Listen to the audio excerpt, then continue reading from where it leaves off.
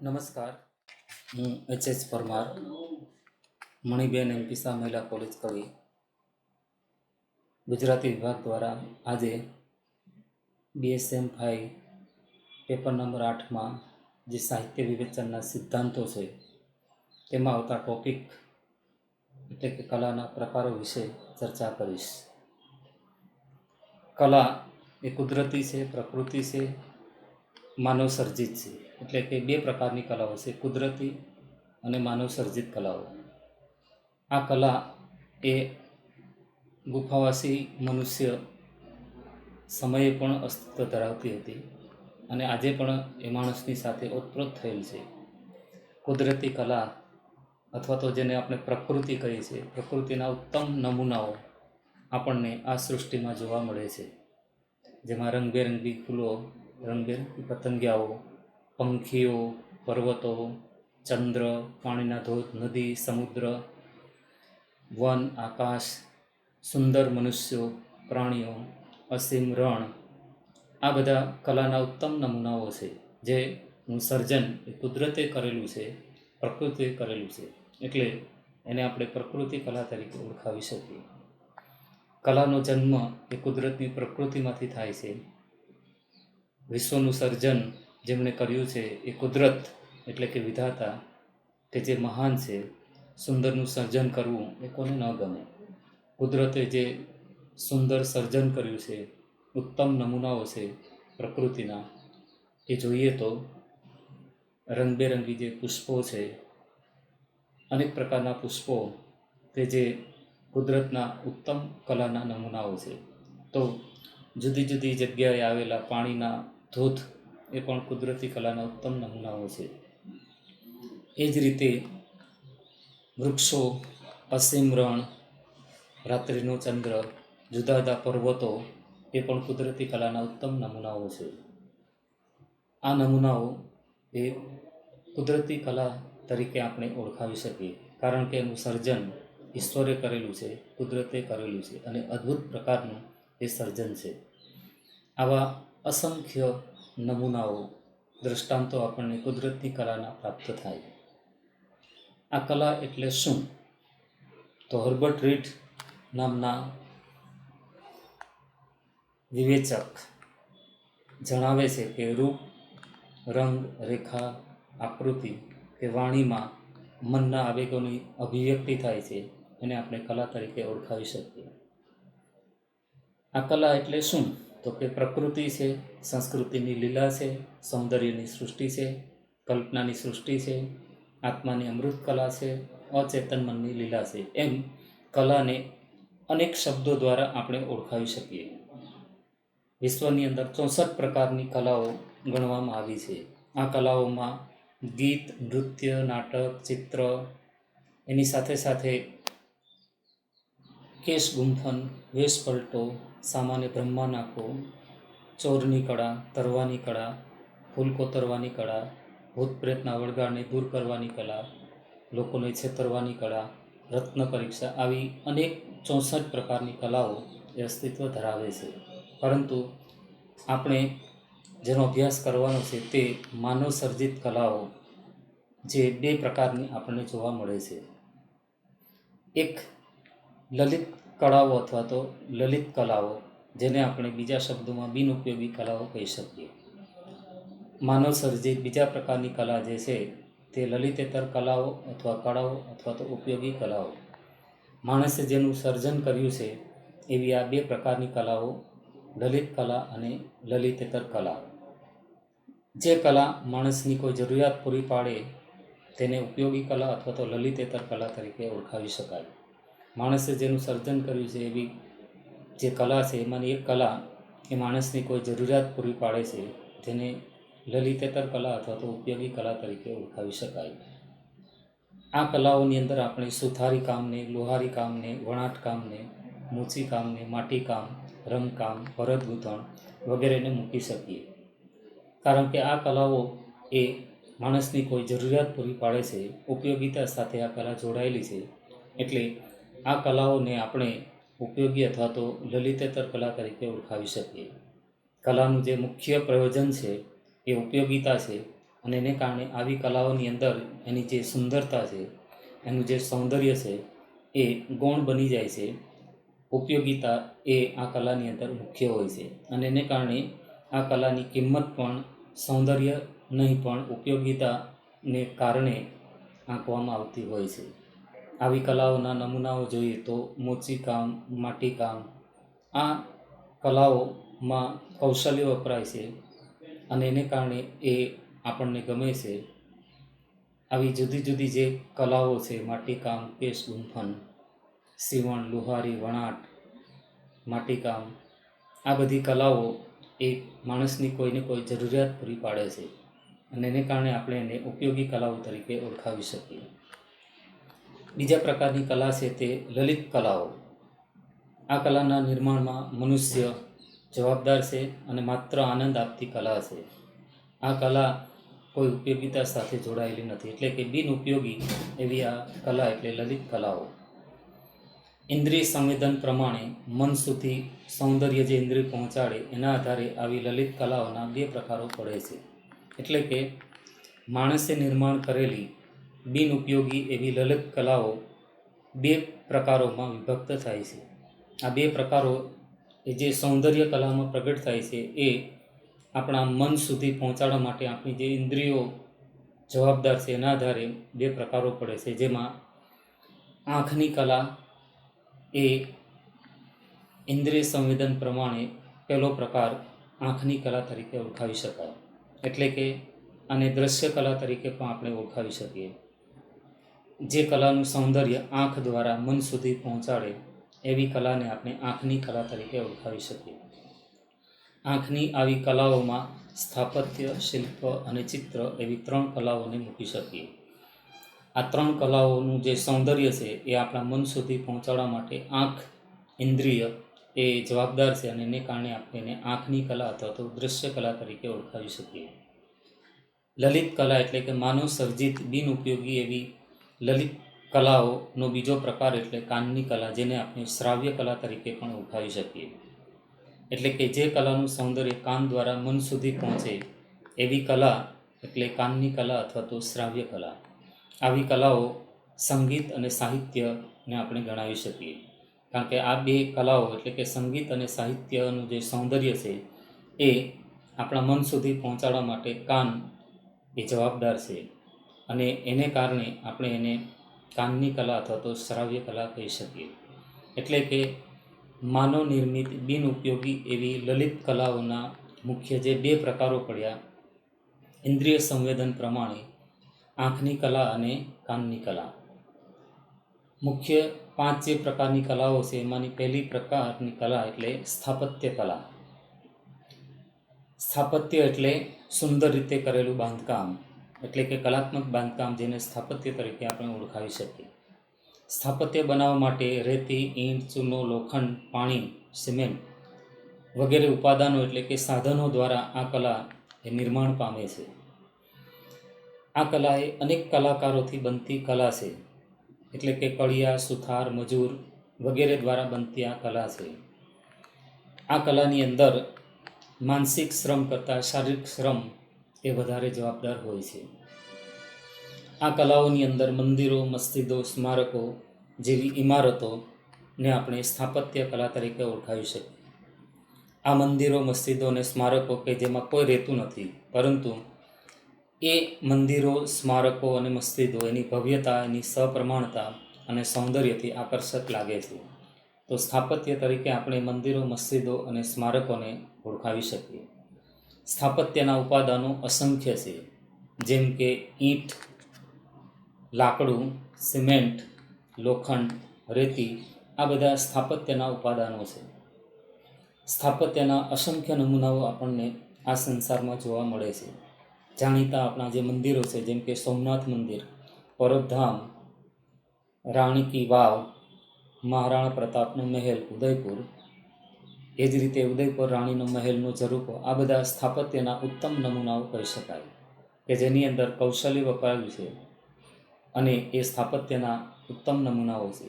એ જ રીતે રામેશ્વર મંદિર, જગન્નાથ ધામ, દ્વારકાધીશનું મંદિર, માંગલ્ય મંદિર, રતલામ, આ બધા સ્થાપત્યના ઉત્તમ નમૂનાઓ કહી શકાય. માનવ નિર્મિત બિન ઉપયોગી એવી બીજા પ્રકારની કલા એટલે શિલ્પકલા. બિન ઉપયોગી છે. આંખ દ્વારા આ કલાનું સૌંદર્ય એ આપણા મન સુધી પહોંચે છે. આ કલાના ઉપાદાનો જોઈએ તો ટાંકણું, હથોડી અને આરસ અથવા સાદો પથ્થર અથવા તો સમુદ્ર પેન. એટલે કે એના 3 ઉપાદાનો છે: ટાંકણું, હથોડી અને પથ્થર. આ 3 ઉપાદાનોથી શિલ્પકલા નિર્માણ પામે છે. તો આજે આપણને ઝાડ અથવા તો વનસ્પતિના વેલામાંથી પણ શિલ્પકલાના ઉત્તમ નમૂનાઓ જોવા મળે. ઘણા બગીચાઓની અંદર આપણને એના માળી દ્વારા ફૂલમાં એવી કોતરણી કરવામાં આવે છે કે જેમાંથી એક પ્રકારનો આકાર એ નિર્માણ પામે. અને એ રીતે આજે શિલ્પકલા એ ઝાડ અને વનસ્પતિના વેલા દ્વારા પણ નિર્માણ પામતી જોવા મળે છે. આપણે ત્યાં જે દેવદેવીઓ અને રાષ્ટ્રના મહાન વ્યક્તિઓની જે મૂર્તિઓ છે એ આ શિલ્પકલાના ઉત્તમ નમૂનાઓ કહી શકાય. આ કલા એ સ્થાપત્યની સાથે જોડાયેલી છે. એટલે કે જ્યાં જ્યાં સ્થાપત્ય છે ત્યાં ત્યાં શિલ્પકલા જોવા મળે છે. આપણા જે મંદિરો છે, મંદિરોની અંદર જે નાની નાની મોટી મૂર્તિઓ આવેલી છે એ સ્થાપત્યના સાથે સાથે શિલ્પના પણ ઉત્તમ નમૂનાઓ બની શકે. શિલ્પકલાની અંદર માનવભાવો વ્યક્ત થાય છે, પણ એ સ્થિર માનવભાવો આપણને જોવા મળે. એ જ રીતે ઉપાદાનો એ સ્થાપત્ય કલા કરતાં ઓછા આપણને જોવા મળે છે. પરંતુ આ ઉપાદાનો સ્થૂળ પ્રકારના છે, માનવભાવો સ્થિર છે અને એની મર્યાદા છે કે મૂર્તિઓ મોટે ભાગે નગ્ન અવસ્થામાં જોવા મળે. શિલ્પકલાના જે ઉપાદાનો છે એ આ રીતે ટાંકણું, હથોડી અને પથ્થર એ શિલ્પકલાના નમૂનાઓ કહી શકાય. શિલ્પના જે ઉત્તમ ઉદાહરણો છે એ જાલોરમાં આવેલ શિવાજીની મૂર્તિ, શ્રી ગણેશજીની મૂર્તિ, મહારાણા પ્રતાપ અને એનો ચેતક, એ જ રીતે ફૂલછોડ અને ઝાડમાંથી બનાવેલી જુદી જુદી મૂર્તિઓ, આ બધા શિલ્પના ઉત્તમ નમૂનાઓ અથવા તો ઉદાહરણો કહી શકાય. ત્રીજા પ્રકારની બિનઉપયોગી માનવ સર્જિત કલા એટલે ચિત્રકલા. ચિત્રકલાના ઉપાદાનો છે કૃત્રિમ રંગો, પીંછી અને કાગળ અથવા સપાટ ફલક. એટલે કે ચિત્રના 3 ઉપાદાનો: કાગળ, પીંછી અને સપાટ ફલક. આ ઉપાદાનોથી ચિત્રકલા નિર્માણ પામે છે. ચિત્રની અંદર ત્રિપરિમાણ આપણને જોવા મળે છે. એટલે કે ચિત્રમાં લંબાઈ, પહોળાઈ અને જાડાઈ એ આપણને આભાસ થતો જોવા મળે છે. રંગ અને રેખાની મદદથી આ લંબાઈ, પહોળાઈ અને જાડાઈ એટલે કે ત્રિપરિમાણ એ ચિત્રકલામાં રચાય છે. દેવદેવીના જે ચિત્રો છે એ ચિત્રકલાના ઉત્તમ નમૂનાઓ છે. એ જ રીતે M.F. હુસેનના જે ચિત્રો છે એ પણ ચિત્રકલાના ઉત્તમ નમૂનાઓ કહી શકાય. એક રીતે ચિત્રને મૂંગી કવિતા તરીકે પણ ઓળખવામાં આવે છે. રંગો, રેખાઓની લીલા એ અનોખી ભાવસૃષ્ટિ ચિત્રકલામાં રચે છે. માનવ ભાવો ઘણા બધા વ્યક્ત એ ચિત્રકલામાં થઈ શકે. એટલે કે એક સાથે 2-3 ભાવો વ્યક્ત કરવાની ક્ષમતા એ ચિત્રકલામાં રહેલી છે. પરંતુ આ ભાવો એ સ્થિર પ્રકારના છે, એ ભાવો બદલાવી શકાતા નથી. આ કલાના ઉપાદાનો સ્થૂળ અને એકથી વધારે છે. બુદ્ધિની ઓછી જરૂરિયાત પડે છે. એટલે કે ચિત્રકલાને આપણે શ્રેષ્ઠ કલા તરીકે ઓળખાવી શકતા નથી. બધા જ માનવભાવો ચિત્રકલામાં એ વ્યક્ત થઈ શકતા નથી, જે એની મર્યાદા બની રહે. પરંતુ સ્થાપત્ય અને શિલ્પ કરતાં ચિત્રની કલા એ ચડિયાતી કલા બની રહે છે. ચિત્રકલાના આ ઉપાદાનો છે રંગ, પીંછી અને સપાટ ફલક. ત્રિપરિમાણ એ આ કલાની અંદર રચાતું આપણને જોવા મળે. આ ચિત્રના ઉત્તમ નમૂનાઓ આપણને જોવા મળે. ચિત્ર દ્વારા ચિત્રકાર અનોખી ભાવસૃષ્ટિ આપણી સામે ખડી કરતો જોવા મળે છે. એના પછીની કલા એટલે સંગીત કલા. માનવ નિર્મિત બિનઉપયોગી એવી ચોથી કલા એટલે સંગીત કલા. સુર એકમાત્ર ઉપાદાન સંગીત કલાનું છે. અને આ ઉપાદાન પણ કેવું તો કે સૂક્ષ્મ, નરી આંખે ન જોઈ શકાય એવું સૂક્ષ્મ ઉપાદાન સુર એ સંગીત કલાનું ઉપાદાન છે. માનવના અનેક ભાવો સંગીતમાં વ્યક્ત થઈ શકે છે. સંગીતના જે 2 પ્રકારો છે, કંઠસ્થ સંગીત અને વાદ્ય સંગીત. સંગીત એ બધા જ લોકોને અસર કરે છે. એટલે કે વિશાળ ફલક ઉપર સંગીત એ વિસ્તરેલું જોવા મળે. ગાંડા માણસને પણ સંગીતની અસર થાય છે. એવું પણ કહેવાય છે કે ગાય વધારે દૂધ આપે છે. પશુ પંખીઓને પણ અસર થાય છે. અને એટલે જ શ્રી કૃષ્ણ જ્યારે ગોકુળની અંદર વૃંદાવનમાં વાંસળી વગાડતા ત્યારે આસપાસ એ સાંભળવા માટે પશુ પક્ષીઓ ગાયો એ આવતી હતી. તો આ રીતે સંગીતની અસર એ વિશાળ ફલક પર આપણને જોવા મળે છે. એવું પણ કહેવાય છે કે સંગીતથી વરસાદને પણ વરસાવી શકાય, સંગીતથી મહારોગને પણ દૂર કરી શકાય. નરસિંહ મહેતા માટે પણ એવું કહેવાયું હતું કે એમને જ્યારે ગરમ પાણી નાહવા માટે આપવામાં આવ્યું પોતાની દીકરી કુંવરબાઈના મામેરા પ્રસંગે, ત્યારે મલ્હાર રાગ ગાય અને એમણે વરસાદ વરસાવ્યો હતો. તો આ રીતે સંગીત દ્વારા વરસાદ વરસાવી શકાય, મહારોગ પણ મટાવી શકાય. અને એ રીતે સંગીતની અસર એ વિશાળ ફલ ક્ષેત્રમાં આપણને જોવા મળે. બાળક, ગાંડો માણસ, પશુ પંખી આ બધાને સંગીતની અસર થાય છે, સંગીતને માણે છે. પણ બાળક, ગાંડો માણસ અને પશુ પક્ષીમાં બુદ્ધિ નથી અથવા તો ઓછી છે. એટલે એમ કહી શકાય કે સંગીત કલાને માણવા માટે બુદ્ધિની આવશ્યકતા રહેતી નથી. એ જ રીતે સંગીતમાં માનવના બધા જ ભાવો વ્યક્ત થઈ શકતા નથી. અને એને કારણે સંગીતને શ્રેષ્ઠ કલા તરીકે આપણે ઓળખાવી ન શકીએ. સંગીતના જે 7 સૂરો છે, સારે ગમ પધની વગેરે ભાવોની મનોહર સૃષ્ટિ એ સંગીતકાર રચતો હોય છે. કંઠસ્થ સંગીત પર આધારિત વાદ્ય સંગીત એ વાજિંત્ર વગાડવાની કુશળતાને આધારે વ્યક્ત થતી હોય છે. સંગીતના ઉપાદાનો આપણે જોઈએ એ પ્રમાણે આ બધા ઉપાદાનો નથી. તબલા, મંજીરા આ બધા ઉપાદાનોને આપણે સંગીતના ઉપાદાનો કહી શકતા નથી. પરંતુ સંગીતનું એક જ ઉપાદાન છે અને તે છે સૂર. આ સૂર કેવો છે તો કે સૂક્ષ્મ છે, અદૃશ્ય છે.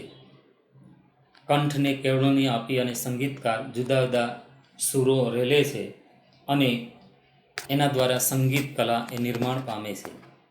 આ સૂરને આપણે જોઈ શકતા નથી એટલે કે સૂક્ષ્મ છે, અદૃશ્ય છે. અને એ રીતે સંગીત કલાનું આ એક જ ઉપાદાન સૂર, અને તે પણ સૂક્ષ્મ પ્રકારનું ઉપાદાન છે.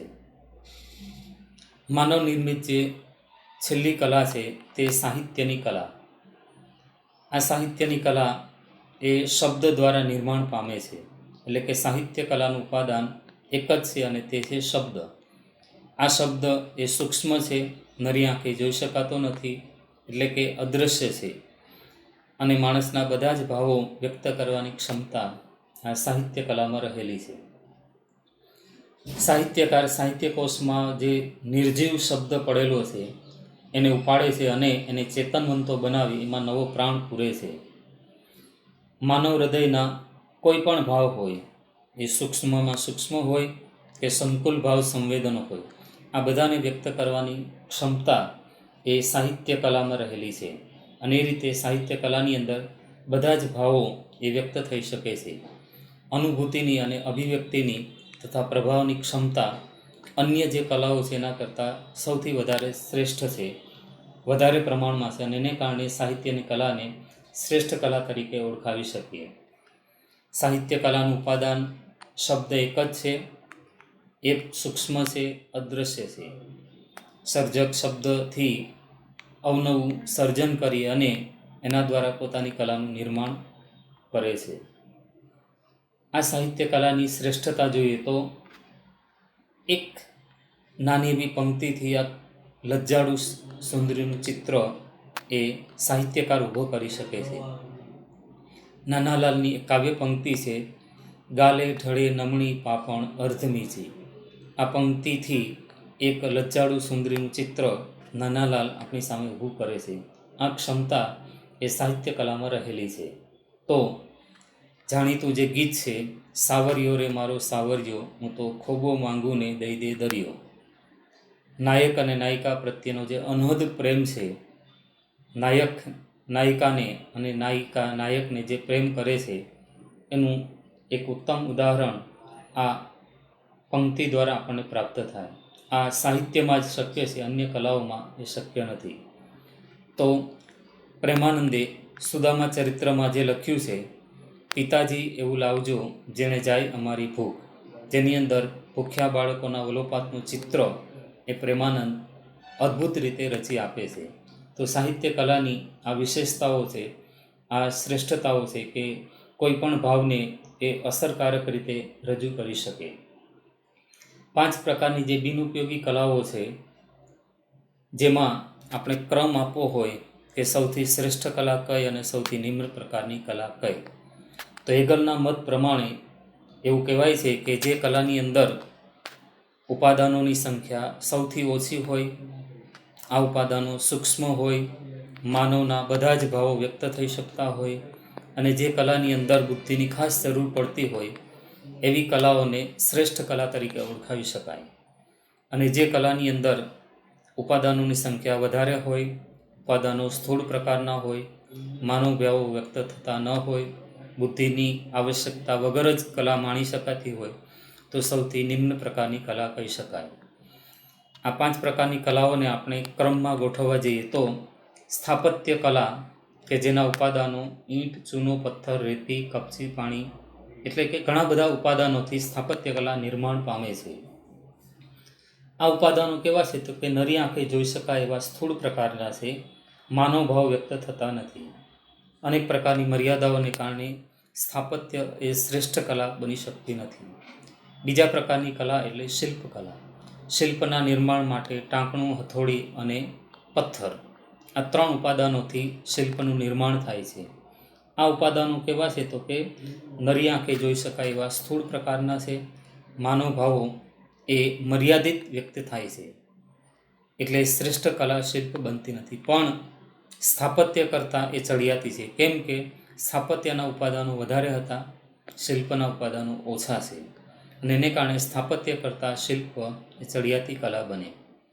ત્રીજા પ્રકારની માનવ સર્જિત કલા ચિત્ર. ચિત્રના નિર્માણ માટે કૃત્રિમ રંગો, પીંછી અને કાગળ, આ 3 ઉપાદાનોથી ચિત્રનું નિર્માણ થાય છે. આ 3 ઉપાદાનો કેવા છે? તો કે સ્થૂળ પ્રકારના છે, નરી આંખે જોઈ શકાય એવા છે, એટલે આ પણ શ્રેષ્ઠ કલા બની શકતી નથી. પણ સ્થાપત્ય અને શિલ્પ કરતાં એ ચડિયાતી બને છે, કેમ કે ચિત્રની અંદર માનવ ભાવોને વ્યક્ત કરવાની ક્ષમતા શિલ્પ કરતાં વધારે છે, અને એને કારણે સ્થાપત્ય કરતાં શિલ્પ ચડિયાતી કલા છે અને શિલ્પ કરતાં ચિત્ર કલા ચડિયાતી બને છે. ચોથા પ્રકારની કલા એટલે સંગીત કલા. સંગીતના નિર્માણ માટે સૂર, એક જ ઉપાદાનથી સંગીતનું નિર્માણ થાય છે. આ ઉપાદાન પણ કેવું છે? તો કે સૂક્ષ્મ છે, માનવના મોટાભાગના ભાવો એમાં વ્યક્ત થતા જોવા મળે. કોઈ પણ માનવ ભાવ હોય એ મોટાભાગનો માનવ ભાવ સંગીતમાં વ્યક્ત થાય, અને એને કારણે ઘણા વિદ્વાનો સંગીત કલાને શ્રેષ્ઠ કલા તરીકે ઓળખાવે છે. કારણ કે સંગીત એ વિશાળ ફલકની અંદર અસર કરનારી કલા છે, અનેક ભાવો એમાં વ્યક્ત થઈ શકે. પણ સંગીત કલા એ બાળકને, ગાંડા માણસને, પશુ પક્ષીને પણ અસર કરે છે, અને આ ગાંડો માણસ, પશુ પક્ષી વગેરેમાં બુદ્ધિ હોતી નથી. એટલે એમ કહી શકાય કે સંગીતને માણવું હોય તો બુદ્ધિની આવશ્યકતા પડતી નથી, અને માટે આ કલાને આપણે શ્રેષ્ઠ કલા કહી શકીએ નહીં, કારણ કે બુદ્ધિ વગર સંગીતને માણી શકાય છે. શ્રેષ્ઠ કલા એ છે કે જેમાં બુદ્ધિની ખાસ આવશ્યકતા હોય. બુદ્ધિ વગર જે કલા માણી શકાય એ જ કલા શ્રેષ્ઠ કહી શકાય. એટલે સંગીત કલા એ સૌથી શ્રેષ્ઠ નથી, પણ સ્થાપત્ય, શિલ્પ અને ચિત્ર કરતાં સંગીત કલા ચડિયાતી છે. કારણ કે સ્થાપત્ય, શિલ્પ અને ચિત્ર કરતાં માનવ ભાવ વ્યક્ત કરવાની ક્ષમતા એ સંગીત કલામાં વધારે છે. એ જ રીતે સ્થાપત્ય, શિલ્પ અને ચિત્રમાં જે ઉપાદાનો છે તે સ્થૂળ પ્રકારના છે, એક કરતાં અનેક છે, જ્યારે સંગીતમાં એક જ ઉપાદાન છે અને એ પણ સૂક્ષ્મ પ્રકારનું ઉપાદાન છે. 5મી કલા છે સાહિત્ય. સાહિત્યનું નિર્માણ શબ્દથી થાય છે. શબ્દ નામના એક જ ઉપાદાનથી સાહિત્યનું સર્જન થાય છે, સાહિત્ય કલા નિર્માણ પામે છે. આ શબ્દ પણ કેવો છે? તો કે સૂક્ષ્મ છે, માનવના બધા જ ભાવો આમાં વ્યક્ત થઈ શકે, અને બુદ્ધિની ખાસ જરૂર પડે. સાહિત્યનો આસ્વાદ કરવો હોય, સાહિત્ય કલાને માણવી હોય તો બુદ્ધિનો ઉપયોગ કરવો પડે. બુદ્ધિના ઉપયોગ વગર આપણે સાહિત્યને માણી શકતા નથી, અને એને કારણે એમ કહી શકાય કે સાહિત્યની કલા એ આ 5 કલાઓમાં શ્રેષ્ઠ કલા બની રહે છે. એટલે આપણે ક્રમ આપવો હોય તો એવો આપી શકીએ કે સાહિત્ય એ સૌથી શ્રેષ્ઠ કલા છે, એનાથી નિમ્ન સંગીત કલા, એનાથી નિમ્ન ચિત્રકલા, એનાથી નિમ્ન શિલ્પકલા અને એમનાથી નિમ્ન એ સ્થાપત્ય કલા છે. એનાથી ઉલટો ક્રમ આપવો હોય તો એમ આપી શકાય કે સ્થાપત્ય કરતાં શિલ્પ ચડિયાતી છે, શિલ્પ કરતાં ચિત્રકલા ચડિયાતી છે, ચિત્રકલા કરતાં સંગીત કલા ચડિયાતી છે અને સંગીત કરતાં સાહિત્ય કલા ચડિયાતી છે.